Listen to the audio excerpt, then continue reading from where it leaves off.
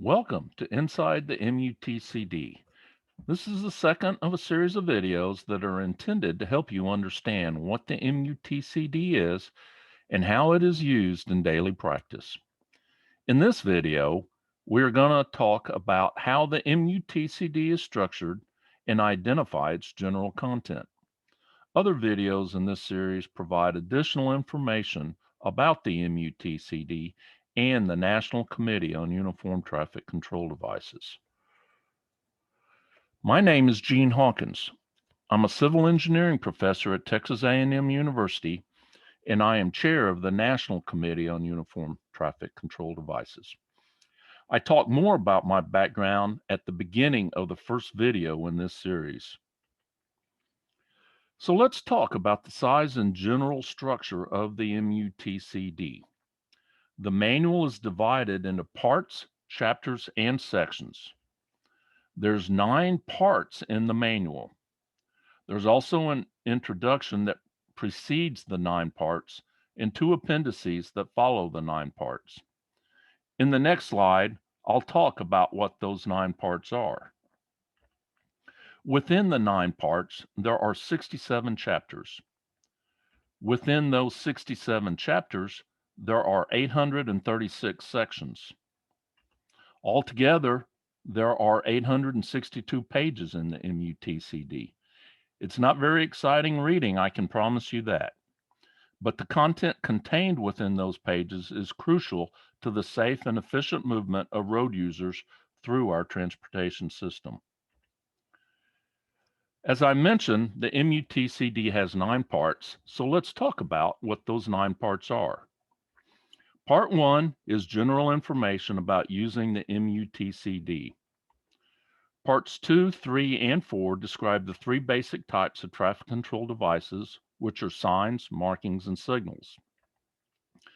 Parts 5, 6, 7, 8, and 9 describe specialized applications for traffic control, which are low-volume roads, temporary traffic control, school areas, grade crossings, and bicycle facilities.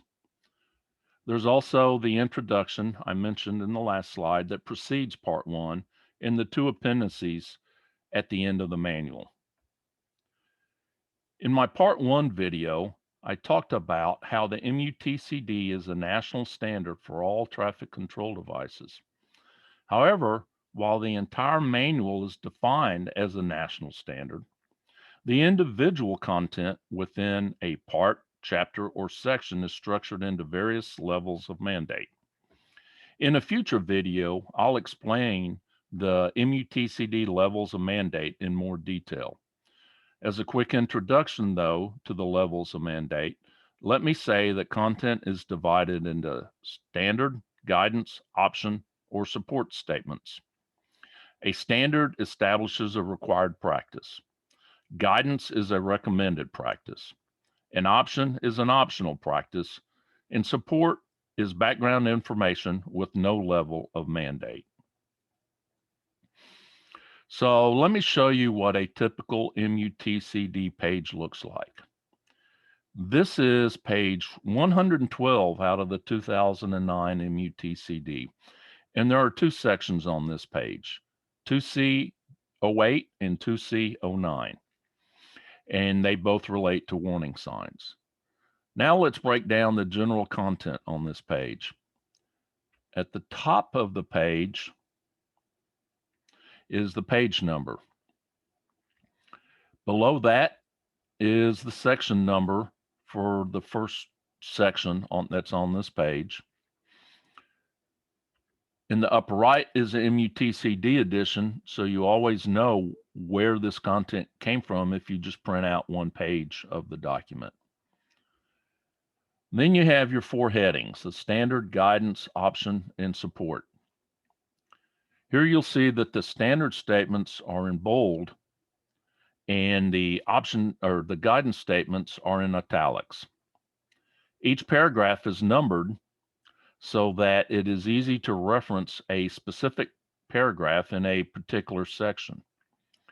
And then at the very bottom of the page are the section numbers that are found on that page, which makes it easy to find a section when you're just thumbing through the paper version of the MUTCD. Given its size and complexity, the MUTCD is a document that requires some knowledge and expertise in order to use effectively. Designing the proper traffic control for a specific location can involve content throughout the MUTCD. Let me give you an example so that you have a sense of the challenges associated with applying MUTCD criteria to an actual location in the field.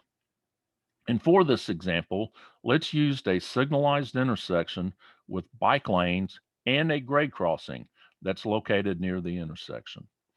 This type of intersection may not be common, but it's not unusual either. First of all, you need to understand the applicable definitions in Part 1, as they affect the use of the content in other parts. If you don't know the meaning of the words, then you cannot apply or cannot properly apply the criteria that's in the rest of the manual. Now, Part 2 will have criteria and content on the traffic signs that you'll want to install at the intersection. Part 3 provides the criteria for using pavement markings at the intersection. Part 4 addresses the traffic and pedestrian signal designs. The grade crossing traffic control is covered in Part 8, including pedestrian and bicycle accommodation at the grade crossing. And then Part 9 addresses the signs and markings for bicycle lanes approaching and through the intersection.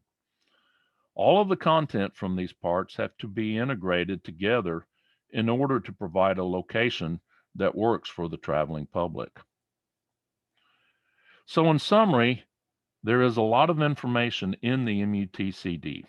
It is structured to provide content for specific devices or applications, and the user must be able to combine elements from the appropriate parts and chapters and sections to address a specific location out in the real world. The manual is intended and written for practitioners who have the knowledge and expertise to use that content in a competent manner.